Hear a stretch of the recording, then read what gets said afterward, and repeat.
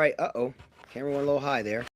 Hey, y'all. All right. I'm back where I was at for Bible study, but I'm back on because, again, we're going through our walking through the Bible. So I'm grateful to be on with you guys here. Let me know that you're here, and we're going to get rocking and rolling concerning walking through the Bible. We are in the book of Job, okay?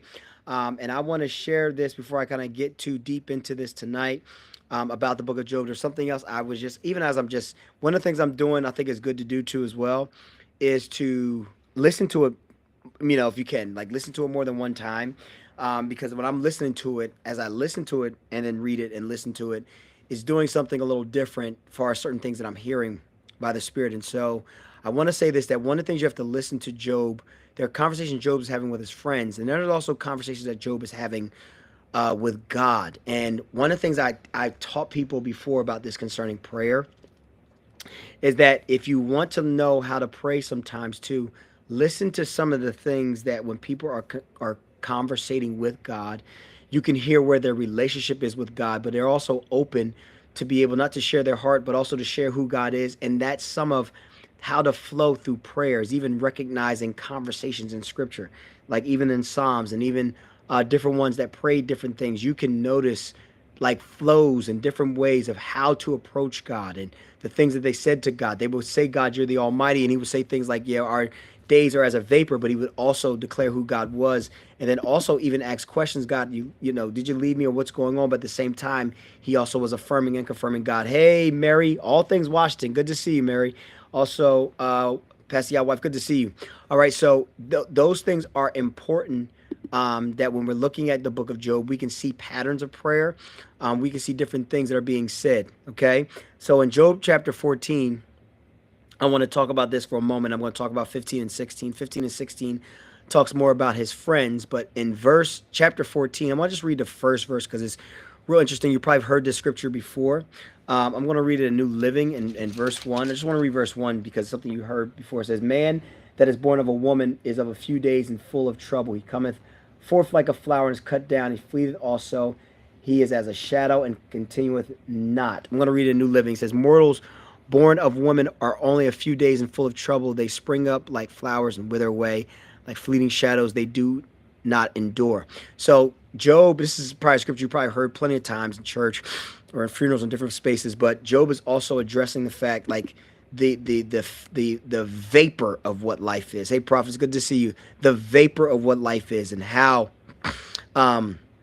life is not forever. This is why we must live a life unto God and live a life not only that's pleasing to God, but also live a life that can be seen, that is godly, right? Because again, that's how you're remembered. That's how people know who you are, is how you live before them, how you treat other people. And so Job is talking about how like our days are not forever, right? And we have trouble in our days. There are days that are good days, or days that are, I count all days as good because we're still alive, but there are days that may not go the way you want them to go, right? Let's be honest.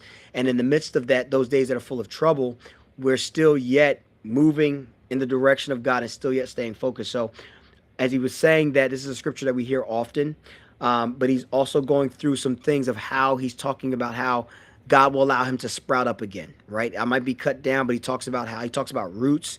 He talks about different things that he's expressing the realities of God in Job chapter 14, but he's also expressing parts of where he believes that God's going to help restore him somehow in some way. He doesn't fully move in it yet, but he still believes that there's a part of God's resurrection that's on his life that will still cause him to come out of what he's in or what's actually transpiring in his life. All right. So when we go on to Job chapter 15, Job chapter 15 begins to deal with one of his friends, Eliphaz. As he's talking, he begins to, and it's a shame because Job's friends did not bring him any comfort. The problem a lot of times is that when people are trying to help, one of the things that's important, especially in Job's situation, was he needed more comfort than he needed more understanding of what's going on. A lot of times people are trying to explain to him what is going on compared to just being there for him, right? And a lot of times in life and humanity, we need people just to be there, not always give explanation. not always have understanding of why this is going on, unless there's a question of understanding, because Job wasn't really asking his friends for their opinion. He wasn't asking his friends for understanding. But his friends that were his friends were trying to give him understanding of why he's like this, and also talking to others and confiding in others of why this is going on in Job's life. So Job in verse 15, his friends are rebuking him, but they're also basically saying like, there's no way this can be, because there's something. And again, this is happening before with another friend. He's saying there's something that you had to do. The wicked don't prosper. Like what's happening to you right now is coming across for something to happen wicked. Another thing he mentions in chapter 15 that's interesting. He said that, are you the first man? This is something that his friend says to him. Are you the first man that was born? He said that others that are older than you and I, there are those that have gray hair, those that are older, very senior than us, are basically saying that something had to happen, Job, or you did something, or something transpired. And he said, listen, they know more than we do because they have the wisdom to know that when things like this happen, they've been around longer to tell you what's wrong.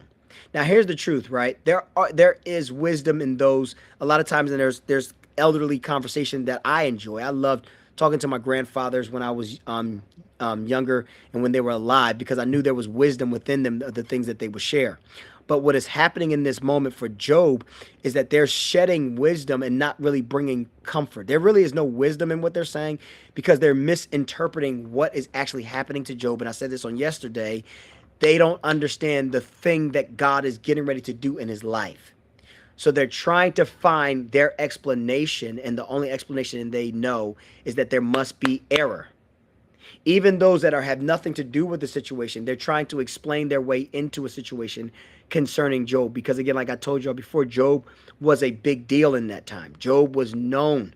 Job was known to be wealthy. Job was known to be gracious. Job was known to have a lot going on. Job was known for having a lot of children. So there was a lot of things that Job was known for. And because of that, everyone had an opinion of why, and not only why, but their opinion was sin has to be in the mix. Wickedness has to be in the mix. And how do you know any better? Because you're not old enough to understand. And this is what his friends were saying to him. So they were really miserable comforters. Okay. In verse 16, they continue on saying things like, and I'm going to read one verse here. It says, I'm going to read this. I'm going to figure out which one I want to read. I think that stood out the most to me here. Let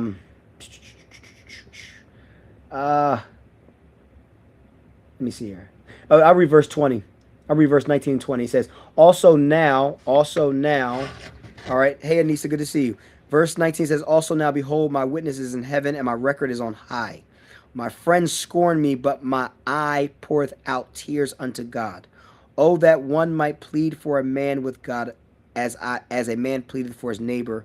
When a few years are come, then I shall go the way whence I shall not return. So he's pleading to God, but he's also asking, this is the wild part, will somebody pray with me?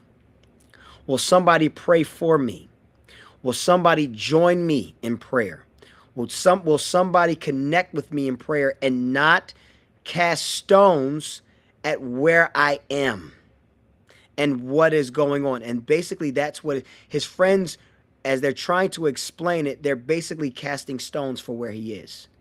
And Job is really asking for someone to come and to basically be on his behalf. Just pray with me. Feel what I'm feeling right now. Understand what I'm just don't even try like this. Like watch this. Don't even try to understand. Just feel what I'm feeling concerning what has happened in my life, concerning my children, concerning my wife, concerning my cattle, concerning my body, all the various things. But everyone's trying to figure out why he's like this, compared to being there to be a comfort and to pray with him while he's praying. I believe that would have gave Job the strength that was necessary in that season. Even though he was strong enough to persevere, I believe there would have been a different level of strength, and things might have moved a little differently quicker, because again, he was getting it from all sides. He wasn't just getting it from the fact of what has transpired, but he's also getting it from his friends. That's supposed to be the definition of comfort in his life, because that's what a friend is designed to be in those moments. So again, we're going to pick up tomorrow. I believe tomorrow we're moving on, I believe, to Job 17 to 20. I believe that's where we're going tomorrow. And I'm looking forward to it too as well. If I hopefully I didn't get one of the verses wrong. But again, like I said, we're doing this every day. By January the 15th, I think we transition back to the book of Genesis.